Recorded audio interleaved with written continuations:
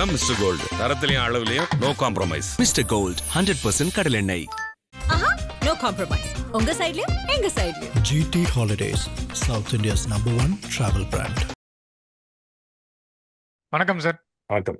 தமிழ்நாட்டில் திமுக காங்கிரஸ் கூட்டணியில் விரிசல் ஏற்படணும்னு நினைக்கிறவங்க எல்லாருமே காங்கிரஸில் கிரவுண்ட் லெவல் பாலிடிக்ஸ் தெரியாதவங்க, அந்த மாதிரி ஒரு சில நபர்கள் தான் தொடர்ச்சியாக இந்த மாதிரியான விஷயங்களுக்கு வித்துடுறாங்க அப்படின்னு சொல்லி நீங்கள் கடந்த கால நேர்காணலில் பேசியிருக்கீங்க. ஆனால் தமிழ்நாட்டை பொறுத்த வரைக்கும் திமுக கூட்டணியிலேருந்து காங்கிரஸ் வெளியே போகிறதா அப்படிங்கிறது கடந்த சில மாதங்களாகவே ஒரு பெரிய பேசு பொருளாகிட்டு தான் இருக்குது. தொடர்ச்சியாக ஒரு சாரார் அதை சொல்லிக்கிட்டே இருக்காங்க, டிவிகே பக்கம் போகலான்னு சொல்கிறது சில காலமாகவே காங்கிரஸ்குள்ளே அந்த குரல் எழுந்துக்கிட்டு தான் இருக்குது. ஆனால் இதை டெல்லி மேலிடம் இன்னும் மோப்பம் பிடிக்காமல் இருக்காங்களா? டெல்லி மேலிடம் தமிழ்நாட்டில் இந்த மாதிரி ஒரு சிக்கல்கள் நிலவுது, இந்த மாதிரியான ஒரு குழுவாக பிரிஞ்சு இந்த மாதிரி குக்குரல் இட்டுருக்காங்க, இது மேலே ஒரு நடவடிக்கை எடுக்கணும், இல்லை இதை ஆற போடணும், இல்லை இதை ஆஃப் பண்ணணும் அப்படியான்றதை லீட் பண்ணாமல் இருக்காங்களா சார்? இந்த கேள்விக்கு பதில் சொல்றதுக்கு முன்னால கண்டிப்பா நீங்க ஒரு தேசிய கட்சி எப்படிப்பட்ட ஒரு கட்டமைப்போடு இருக்கும் அப்படிங்கிறத நீங்க புரிஞ்சுக்கணும். இப்போ உதாரணத்துக்கு அண்ணாமலை வேண்டும் என்றுதான் உங்களை சொல்றாரா? அண்ணாமலையுடைய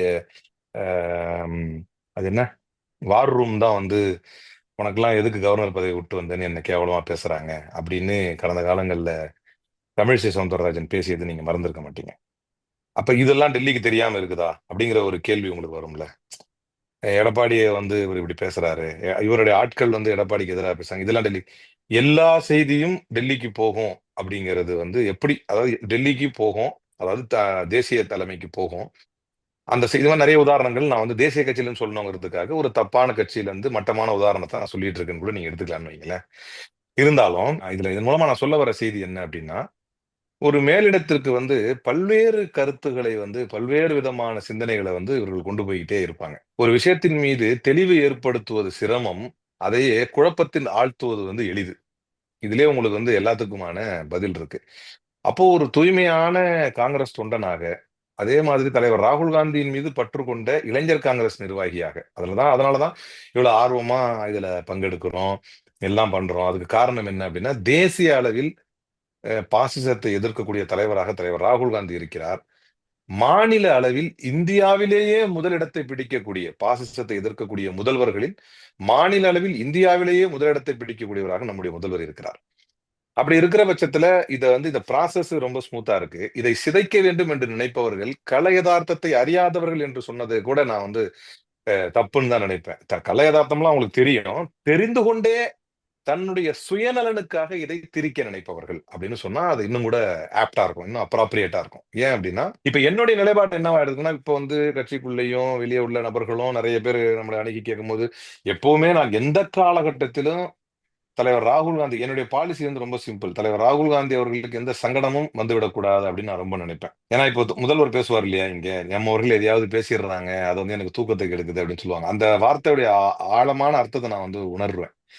அப்ப நம்ம களப்பணி ஆற்றலாம், ஆனா அது பிறருக்கு சங்கடத்தை எந்த விதத்திலையும் கொடுத்துடக்கூடாது. நமக்கு அதிகப்படியான கட்சியில் இருக்கக்கூடிய ஆர்வமே பிறருக்கு சங்கடத்தை கொடுத்துடக்கூடாதுன்னு நினைப்பேன். ஆனா இன்னைக்கு எந்த சூழ்நிலைக்கு நிற்கிறோம் அப்படின்னு சொன்னா, குழப்பம் ஏற்படுத்த நினைப்பவர்கள், சுயநலவாதிகள், களத்தில் இல்லாதவர்கள், கட்சியில எந்த தியாகத்தையும் இதுவரைக்கும் செய்யாதவர்கள், தங்களுடைய நேரத்தை ஒதுக்காதவர்கள், அறிவுஜீவிகள் என்று தங்களை சொல்லிக் கொண்டாலும் கூட எந்த விதமான விவாத களங்களிலோ அல்லது கட்சியை டிஃபெண்ட் பண்ணணும், தொடர் தோல்வி வருது, அந்த தோல்வி வர நேரத்துல எல்லாம் ஊடகங்களிலே தொலைக்காட்சிகளிலே பங்கெடுத்து கட்சியை டிஃபெண்ட் பண்ணணும் அப்படிங்கிற ஒரு சின்ன சுமையை கூட ஏற்றுக்கொள்ளாத சோம்பேறிகள் இன்னைக்கு ஒரு குழப்பத்தின் மூலமாக தன்னுடைய பெயரை நிலைநிறுத்திக் கொள்ளலாம், அல்லது கட்சியில் குழப்பத்தை ஏற்படுத்துவதன் மூலமாக வரக்கூடிய ஒரு நெகட்டிவ் பப்ளிசிட்டியை பயன்படுத்தி கொண்டு ஒரு கால் எதிர்த்தரப்பில எதிர்முகாமிலே எந்த எதிர்முகாமை நம்ம இழுக்கணும்னு நினைக்கிறோமோ, எந்த விஜயோட கூட்டணி வைக்கணும்னு நினைக்கிறோமோ, நாம பண்ற குழப்பத்தின் மூலமாக விஜய்க்கு நல்லதை ஏற்படுத்தி அதன் மூலமாக தன்னுடைய சுயநலனை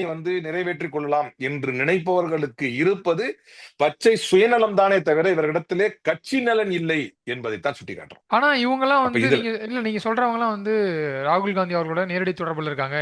கிட்டத்தட்ட ராகுல் காந்தி அவர்களுக்கு வியூக வகுப்பாளரே அவங்க தான், ஆலோசகராலாம் இருக்காங்க அப்படின்ற அளவுக்கு செய்தி ராகுல் காந்தி சொன்னாரா? இது ராகுல் காந்தி சொன்னாரா? நிறைய பேர் இப்படிதான் சொல்லிக்கிறாங்க. இப்ப நான் அதான் சொல்றேன், எதிர்முகாமில் உதாரணம் சொன்னாதான் புரியும். நாங்க நிர்மலா சீதாராமனுக்கு நெருக்கமா இருக்கிறோம், நாங்க நரேந்திர மோடியே என்ன கேட்டுதான் கை கழுவுவாரு, நரேந்திர மோடி என்ன கேட்டுதான் கால் கழுவுவாரு அப்படின்னுவாங்க. சார் இதெல்லாம் உண்மை அப்படின்னா நீங்க டெக்ளேர் பண்ணி விட்டுறலாமே. இப்ப இப்ப எங்களுக்கு எல்லாம் வாய்ப்புட்டு ஈஸியா போட்டுடலாமே.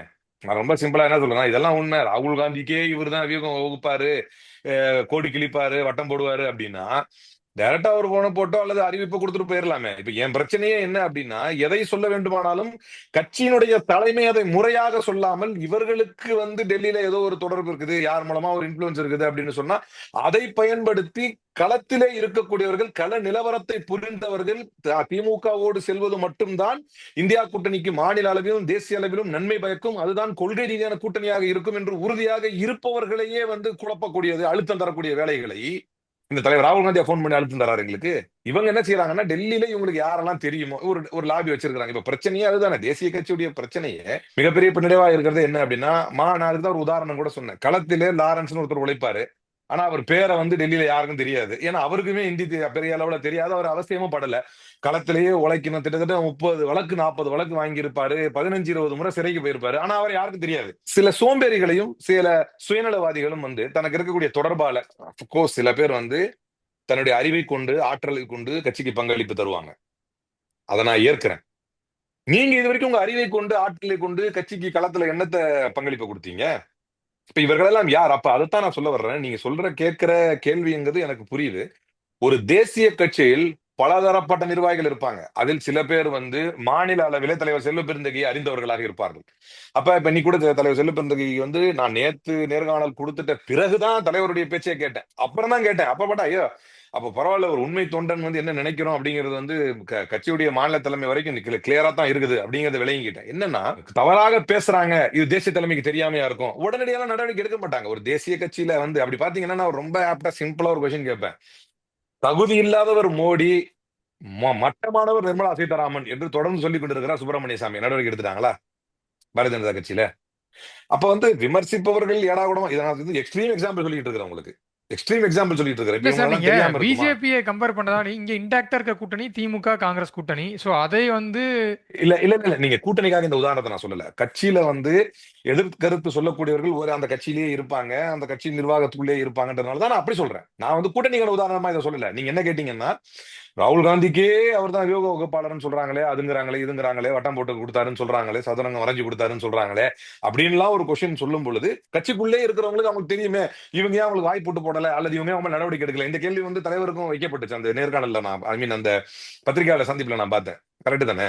அப்ப அதுதான் எல்லார் மீதும் வந்து உடனடியாக நடவடிக்கை எடுப்பதும் வந்து ஒரு ஜனநாயக ரீதியான செயலா இருக்காது. பட் இது வந்து புகாரே கொடுத்திருக்காரு தலைவர். இல்ல சார், இது கூட்டணியை பலவீனப்படுத்துற மாதிரியான ஒரு செயலா ஆயிராதா? அதுக்குதானே புகார் கொடுத்திருக்காரு. அதுக்குதானே புகார் நான் கொடுத்திருக்கிறேன் தனிப்பட்ட முறையில். அதாவது தனியா வந்து நீங்க ஒரு கட்சி நடத்த முடியாது அப்படிங்கறத வந்து சொல்லியிருக்காரு. இது எல்லா கட்சிக்கும் பொருந்தக்கூடியது. அதாவது இது வந்து ஒரு கட்சி பலகீனமாக அல்லது வந்து கட்சிக்குள் ஏற்படக்கூடிய பலகீனமாக பார்க்கப்பட்ட பட்சத்தில் கேட்கப்படும் கேள்விக்கு தான் இதை பதில் சொல்லிட்டு இருக்கிறேன். இது கட்சிக்குள் இருக்கும், மண்டலத்துக்கும் சளி இருக்கும் அப்படிங்கிற மாதிரி இது மாதிரியான விஷயங்கள் கட்சிக்குள் இருக்கும். ஆனால் இப்ப நாங்க வந்து தொடர்ந்து களமாடி கொண்டிருக்கிறோம். தொடர்ந்து வந்து இப்ப கடந்த தேர்தலில் வந்து இளைஞர் காங்கிரஸ் தேர்தலில் வந்து அந்த தேர்தலில் போட்டிட்டு தேர்ந்தெடுக்கப்பட்ட பொதுச் செயலாளர் நான். கிட்டத்தட்ட 21,000 வாக்குகள் வாங்கி ஒரு பெரிய திருவிழா போல நடந்த அந்த அளவுக்கு காங்கிரஸ் கட்சியில வந்து இளைஞர்கள் வந்து இணைந்து பணியாற்றணும் அப்படிங்கிற ஒரு ஆர்வம் உள்ளவர்கள். அதே மாதிரி தொடர்ந்து தலைவர் செல்வ பெருந்தகை வந்ததற்கு பிறகு, ஆனந்த் சீனிவாசன் சார் வந்ததற்கு பிறகு தொலைக்காட்சி விவாதங்களிலே பங்கேற்று கட்சியுடைய நிலைப்பாட்டை வந்து டிஃபெண்ட் பண்ணிட்டு இருக்கிறோம். இப்ப அதே மாதிரி களங்கள்ல நிக்கிறோம். இப்ப திருச்சியில கூட அந்த கடந்த முறை வந்து ஒரு போராட்டத்துல செய்து வந்து கைதாகி சிறை இதுல அடைக்கப்பட்டோம். அப்ப இதெல்லாம் வந்து தொடர்ந்து களத்தில் இருக்கக்கூடிய எங்களுக்கு, இந்த கட்சியை வலுப்படுத்த வேண்டும் என்று நினைக்கக்கூடிய எங்களுக்கு மிக தெளிவாக புரிகிறது. கொள்கை ரீதியாக ஏன்னா எந்த விதத்திலுமே எந்த நெருடலுமே இல்லாமல் செல்லக்கூடிய ஒரு கூட்டணி தான் இந்தியாவிலேயே தமிழ்நாட்டுக்கு இருக்கக்கூடிய கூட்டணி தான். எந்த சிக்கலும் இல்லாம, உதாரணத்துக்கு டெல்லியில அந்த அந்த ஒரு கிளாரிட்டி இல்லை நம்மளுக்கு, வெஸ்ட் பெங்கால்ல அந்த கிளாரிட்டி இல்ல, பஞ்சாப்ல நமக்கு அந்த கிளாரிட்டி இல்ல. ஆனா ஃபுல் கிளாரிட்டியோட அதே நேரத்தில் ஐடியாலஜிக்கல் கிளாரிட்டியோட இருக்கக்கூடிய ஒரே கூட்டணி இது அப்படின்னும் போது, இந்த கூட்டணியை கலைக்க நினைப்பவர்கள், இந்த கூட்டணிக்குள் சலசலப்பை ஏற்படுத்த நினைப்பவர்கள் சுயநலவாதிகள் என்கின்ற என்னுடைய கருத்தை. ஏன்னா குழப்பம் பண்ற உங்களுக்கே தெளிவா நீங்க இவ்வளவு தூரம் பேசும் பொழுது ஒரு ஒரு ஒரு தெளிவை நோக்கி நகர்த்தக்கூடிய நாம ஏன் தெளிவா பேசக்கூடாது என்கின்ற அடிப்படையில் தான் இதை நான் வந்து தெளிவா பேசுறேன். இந்த கருத்தை வந்து இன்னொரு புறம் தேர்தல் வரும் சட்டமன்ற தேர்தலில் வந்து காங்கிரஸோட முக்கியத்துவத்தை திமுக உணர வைக்கணும், இல்லை ஆட்சியில் பங்கு இந்த போன்ற டிமாண்ட்ஸ்லாம் இருக்குது. ஸோ இந்த சமயத்தில் இந்த மாதிரி எங்களுக்கு ஒரு எக்ஸ்ட்ரா ஆப்ஷனாக பார்த்தீங்கன்னா தாவேக்கா இருக்குது, விஜய் இருக்காருன்றத திமுகவுக்கு காட்டணும். திமுகவுக்கு இதன் மூலியமா திமுகவுக்கு காங்கிரஸுடைய பவரை புரிய வைக்கணும்.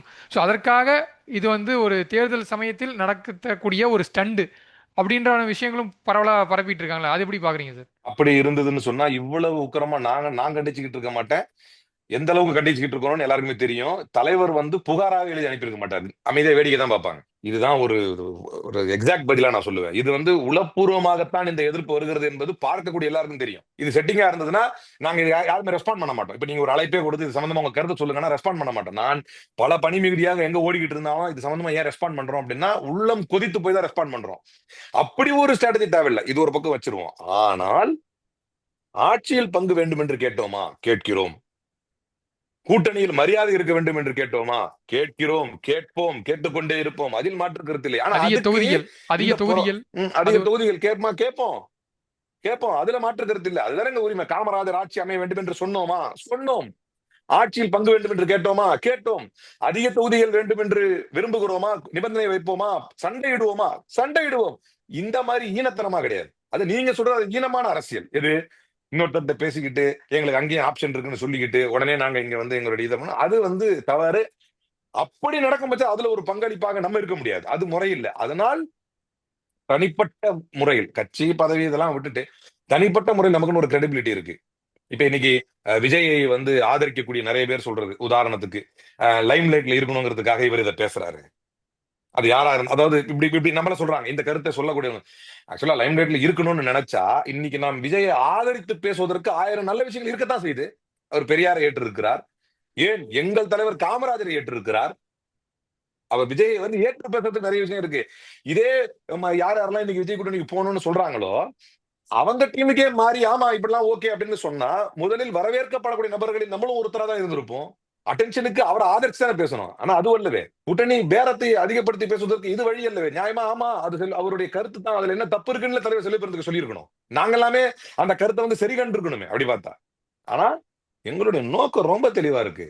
கூட்டணியில வந்து இடம்பெறணும், அதை வந்து பலப்படுத்த. அப்ப என்னன்னா இது ஒரு அட்டென்ஷன் சீக்கிங்காக வந்து பேசப்படுதுங்கிற வாதமே வந்து மடத்தனமான வாதம் அப்படிங்கறத தெளிவுபடுத்துறேன். ஒண்ணு, கொள்கை ரீதியாக நான் மீண்டும் மீண்டும் சொல்கிறேன், பாஜகவை எதிர்க்கக்கூடிய அளவுக்கு விஜய் எதிர்க்கிறோமா அப்படின்னா இல்லை.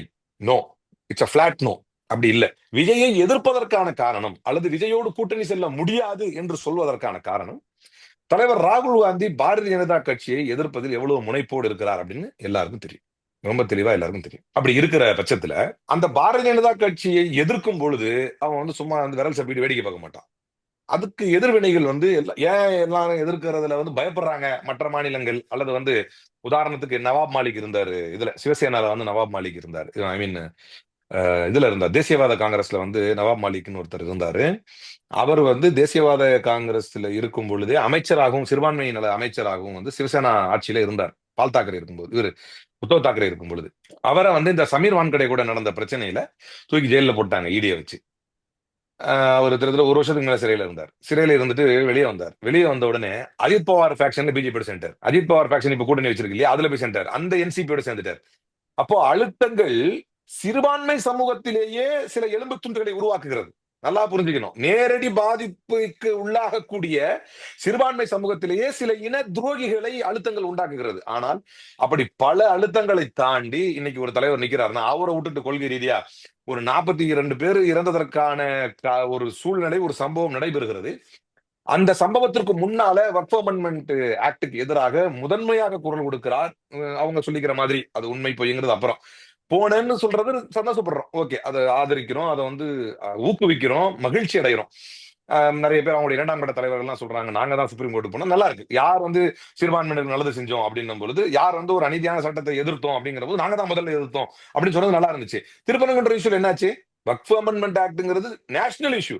திருப்பரங்குன்றம் வந்து இந்த ரீஜனல் மேட்டர். இது நீங்க கண்டிப்பா குரல் கொடுத்தே இருக்கணும். உங்களுக்கு at least you should have clarified your stand. செஞ்சாரா? அப்ப விஜய் இவ்வளவு குறுகிய காலகட்டத்திலேயே விஜயை கரூருக்கு முன் கரூருக்கு பின் அப்படின்னு மாத்த முடியுது நம்மளால. அப்ப இப்படி ஒரு உறுதி இல்லாம இருக்காரு. திரும்பவும் சொல்றேன், பிஜேபி எதிர்ப்பதை போல அவர் எதிர்க்கல. அவருடைய நிலைப்பாடுகளின் மீது ஏகப்பட்ட சந்தேகங்கள் மிக குறுகிய காலகட்டத்தில் ஏற்படுத்தி விட்டார். அப்படின்னும் போது திமுகவை எதிர்ப்பதற்கான ஆற்றல் விஜயிடத்தில் இருப்பதாக நாம் பார்க்கவில்லை. ஒண்ணு, திமுகவை எதிர்ப்பதற்கு நியாயமான காரணம் விஜயிடம் இருப்பதாக நாம் பார்க்கவில்லை. எனும் பட்சத்தில் பாரதிய ஜனதா கட்சியை தான் எதிர்ப்பதாக அவர் சொல்லிக் கொள்வதையும் நாம் ஏற்கவில்லை. அப்படிங்கிற போது அடுக்கடுக்கான இந்த கொள்கை ரீதியான காரணங்களுக்கு பின்னால் இருப்பது ஏற்கனவே ஒரு நியாயமான ஆக்கப்பூர்வமான கன்ஸ்ட்ரக்டிவ் அலையன்ஸ் இங்கே தெளிவாகவும் உறுதியாகவும் ஐடியாலஜிக்கல் பேஸ்ல இருக்கும் பொழுது இதை கலைக்க நினைப்பது யாராக இருந்தாலும் ஏற்றுக்கொள்ள முடியாது என்பது என்னுடைய கொள்கை. நான் தெளிவா பட் அது சொன்னேன். இல்ல பட் அது காங்கிரஸ் கட்சிக்குள்ளேயே இந்த மாதிரி சிலர் இருக்காங்கன்றது வந்து ஒருவேளை திமுக கூட்டணியோடய காங்கிரஸ் தேர்தலை சந்திக்கிறாங்கன்னா அது வந்து இந்த வெற்றி வாய்ப்புகளை வந்து ஏதாச்சும் ஏன்னா ஒரு மாறுபட்ட கருத்து உள்ளவங்க இருக்காங்க. ஆனா அதோடயே தேர்தலை சந்திக்கும் போது அங்க வெற்றிக்கு எதுவும் பாதிப்பு வந்துடாதா சார்? அது பாதிப்பு வராது. அப்படி வந்துவிடக் கூடாது என்பதற்காகத்தான் இப்ப இவ்வளவு எக்ஸ்பிளிசிட்டா பேசிட்டு இருக்கோம். வராது. அப்படி வந்துடக்கூடாதுன்றதுக்காக தான் இதை பேசிட்டு இருக்கிறோம். அப்படி கிடையாது. விஷயங்கள் தெளிவா இருக்குது. இது வந்து ஐடியாலஜிக்கல் அலையன்ஸ். இதுல வந்து பிரச்சனைகள் இருக்கவே கூடாது. இதுல வந்து தேர்தலை சந்திப்பதற்கு முன்பாகவே நாம் தெளிவாக நம்முடைய படைப்பட்டாளங்களோடு பரிவாரங்களோடு தயாராக வேண்டும். தேர்தல் ரொம்ப குறுகிய காலகட்டத்தில் இருக்குது. ஒரு ஆபத்தான காலகட்டத்தை நோக்கி நம்ம நடந்துட்டு இருக்கிறோம். அன்னைக்கு கூட மணி சார் வந்து ஒரு இதுல சொன்னார், ஒரு கால் இந்த தேர்தல் நடந்து இதில் திமுக தோற்றார். அதெல்லாம் நான் ரொம்ப தெளிவா இருக்குங்க. நான் இப்பவும் சொல்றேன், நான் வந்து ஒரு உறுதியான கடவுள் நம்பிக்கை உள்ளவன். நான் சொல்றேன், அந்த இறைவன் மீது ஆணையிட்டு சொல்கிறேன், ஒரு சின்ன நயா பைசா நன்மை கூட இது வரைக்கும் நான் திமுகவால் அடைஞ்சது கிடையாது. ஒரு சின்ன நயா பைசா ஒரு ஓரத்துல காங்கிரஸால் அடைஞ்சது இல்லைங்கிறது உள்ளங்கை நெல்லிக்கணும். ஏன்னா நாங்க ஆட்சியில இல்ல.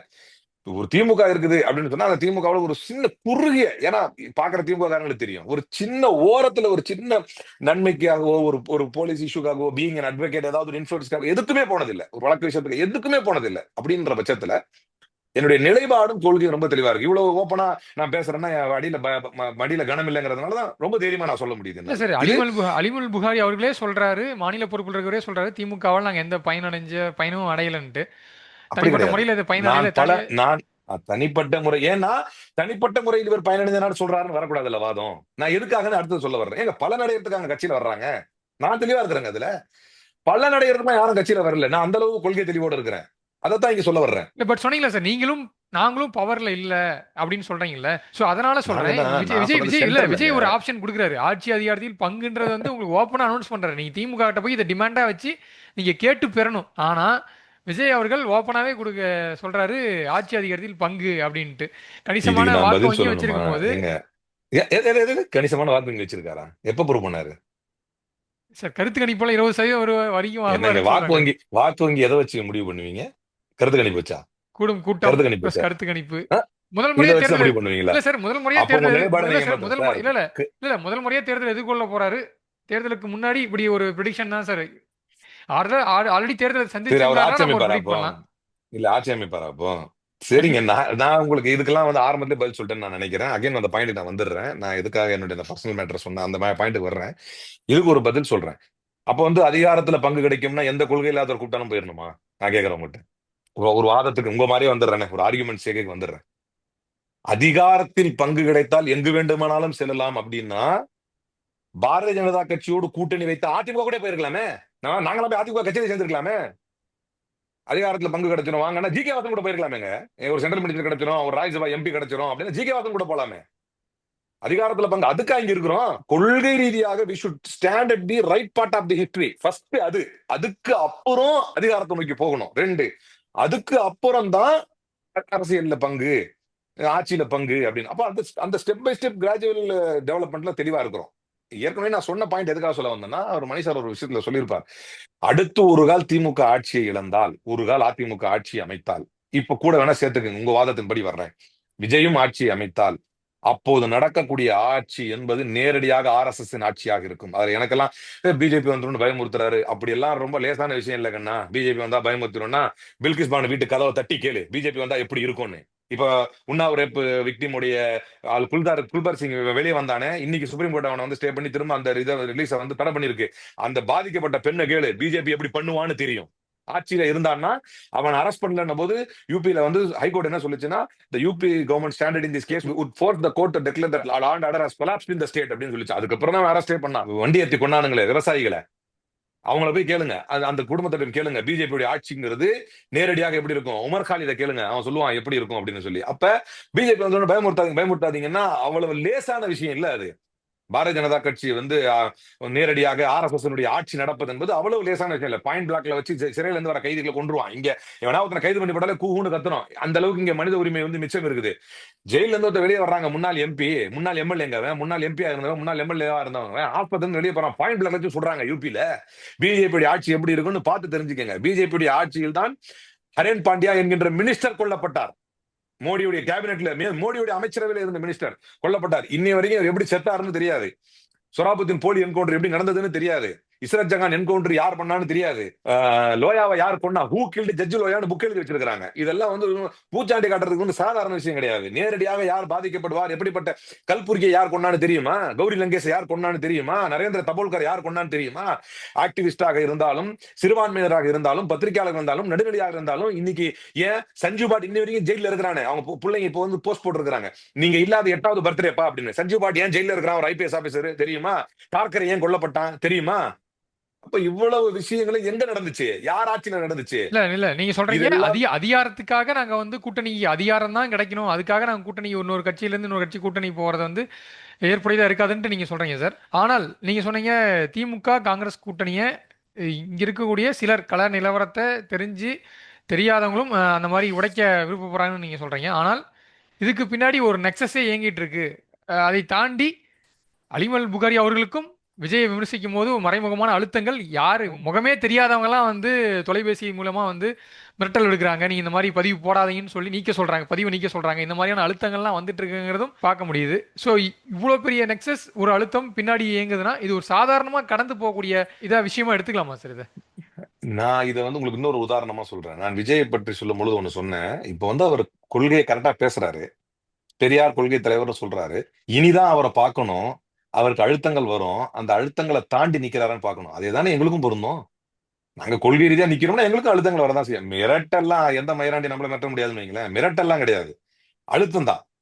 அழுத்தங்கள் வந்து நீங்க எப்படி பண்றீங்க அப்படி பண்ண, நான் அவங்களுக்கு டைட்டா ரிப்ளை கொடுத்துட்டேன். என்ன யாரையா நீ, முதல்ல உனக்கு இந்த ஸ்டேட்டுக்காரனா, முதல்ல இங்க இருக்கவங்க இருக்கும்போது என்ன நடக்குதுன்னு உங்களுக்கு தெரியுமா?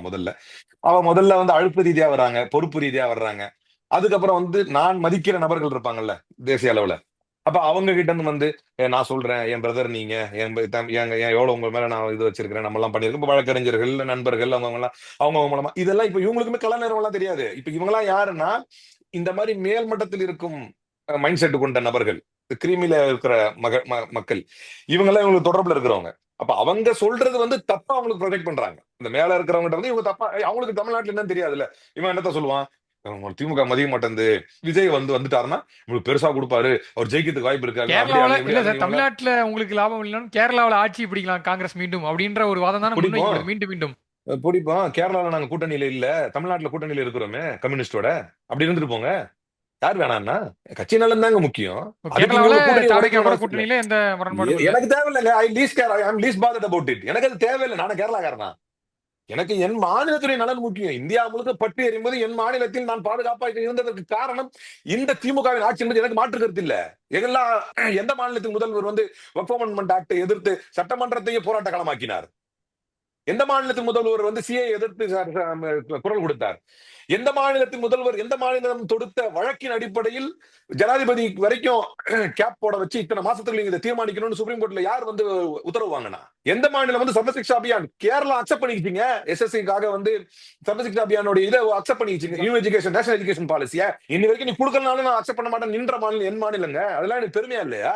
பாசித்துக்கு எதிராக வந்து களமாடி நிக்கலையா? எனக்கு I am concerned about my state and my states politics.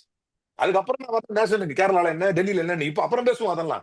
எனக்கு நான் மாநில தேர்தல் எதிர்கொண்டு இருக்கிறேன். நான் கால் வைக்கிற இடம் சுத்தமாவும் பாதுகாப்பாவும் இருந்தா தான் நான் கை நீட்ட முடியும், நான் கண் கொண்டு பார்க்க முடியும். நான் கால் வைக்கிற இடம் இது, நான் உறங்குற இடம் இது, நான் உட்கார்ந்து உணவருந்த இடம் இது. இந்த மண் பாதுகாப்பாக இருக்க வேண்டும் என்றால் இன்றைக்கு என்னுடைய தேர்வு, இன்றைக்கு என்னுடைய தேவை அது திமுக தான். அது தெளிவா தான் போய்கிட்டு இருக்கு, அது கிளியரா தான் போய்கிட்டு இருக்கு. இதை குழப்பம் நினைக்கிறவன்லாம் யாருன்னு பார்த்தா எவனுக்குமே மக்கள் அங்கீகாரம் இல்லாதவனா இருக்கிறான். கட்சிக்காக அர்ப்பணிப்பு செய்த ஒருத்தரை பேச சொல்லுங்க. இப்ப இந்த லிஸ்ட்ல இருக்கிறாங்கல்ல, இந்த குழப்பத்தை ஏற்படுத்தக்கூடிய இவங்க எல்லாம் யாரு அப்படின்னா, நீங்க நல்லா பாத்தீங்கன்னா நல்லா ஏசி ரூம்ல உட்காந்துக்கிட்டு நல்லா முழுன்னு பாதாம் பருப்பை தின்னுக்கிட்டு நாங்கெல்லாம் வந்து வியூகம் ஒதுக்குறோம், அங்க இருக்கிறோம், இங்க தொடர்பு இருக்குது, இவரை தெரியும், ராகுல் காந்தியை தெரியும், சோனியா காந்தியை தெரியும், இப்படித்தான் பேசிக்கிட்டு இருப்பாங்க. களத்தில் இப்படிலாம் இருந்ததுனால நான் மீண்டும் சொல்கிறேன், நான் தலைவர் ராகுல் காந்தியுடைய பேச்சில் இருந்தால் இதை வந்து மேற்கோள் காட்ட விரும்புவேன். அது என்ன பேச்சு அப்படின்னா, குஜராத்திலே வந்து தலைவர் ராகுல் காந்தி பேசினார். நான் என்னுடைய பிரச்சனையாக நான் பார்க்கிறேன், எந்த குதிரையை வந்து கீழே ஓட்டுறதுக்கு கட்டி இருக்கணுமோ, எந்த குதிரையை வண்டி மேல ஏத்தி இருக்கணுமோ அதை மாத்தி கட்டி இருக்கிறோம். அலங்கரிக்கப்பட வேண்டியவனை வந்து இழுக்க விட்டுருக்கிறோம், இழுக்க வேண்டியவனை அலங்கரித்து வச்சிருக்கிறோம் அப்படின்னு சொன்னாரு. அதுதான் தலைவர் ராகுல் காந்தியுடைய குரல் தான் நான் சொல்றது. அப்ப இது வரைக்கும் இழுத்தவன் யாரு? அவனை அலங்கரிக்கணும். அப்படின்னா அவனை சொல்லுங்க கருத்தை. அவன் கருத்து தெளிவா இருக்குது. எங்க போன கட்சி வந்து வளரணும். எங்க கட்சி வந்து பல பேர் காமராஜரை பற்றி கீர்த்தி சிவா கருத்து சொன்னார். கொதித்து எழுந்தோம், கருத்து தெரிவித்தோம், கண்டித்தோம், கடுமையான கண்டனங்களை வந்து பதிவு செஞ்சோம். இது மாதிரி என்ன அவரை போட்டு போராடணுமா? அப்ப எங்கெங்கெல்லாம் எதிர்வினை ஆற்றணுமோ தெளிவாக உறுதியாக ஆற்றி இருக்கிறோம். அதுல மாற்று கருத்து எல்லாம் மாற்றி இருக்கிறோம். எதுல நம்மளுக்கு உடன்பாடு இல்லைன்னு சொல்லி இருக்கிறோம். அது கட்சியின் நலனுக்காக. ஆனால் அதே கட்சியின் நலனுக்காகத்தான் நாம் இங்கு இருந்தால் மட்டும்தான் அடுத்து அமைய போவது உறுதியாக இறைவன் நாடினால் திமுகவுடைய ஆட்சி தான். அந்த ஆட்சியில் எங்களுக்கு பங்கு வேண்டும் அடுத்து கேட்போம். அதை நோக்கி வந்து எந்த சலசலப்பும் கருத்து முரண்கள் இல்லாம செல்லணும் அப்படிங்கிறதுக்காகத்தான் இந்த earlier stage itself we make our stand very clear. கண்டிப்பா சார். உங்க தரப்பு விளக்கத்தை வந்து கொடுத்துருக்கீங்க. அடுத்தடுத்து தொகுதி பங்கீடு, இன்னும் அடுத்தடுத்த விஷயங்கள்லாம் நிறைய இருக்கு. பொறுத்திருந்து பார்க்கலாம். நேரம் ஒதுக்கி நிறைய தகவல் பகிர்ந்துட்டீங்க. நேரத்திற்கும் நன்றி சார். அதான் மிஸ்டர் கோல்டு, தரத்திலையும் அளவுலையும் நோ காம்ப்ரமைஸ். மிஸ்டர் கோல்ட் 100% கடலெண்ணெய். ஆஹா, நோ காம்ப்ரமைஸ். உங்க சைடுலயும் எங்க சைடுலயும். GT Holidays, South India's #1 travel brand.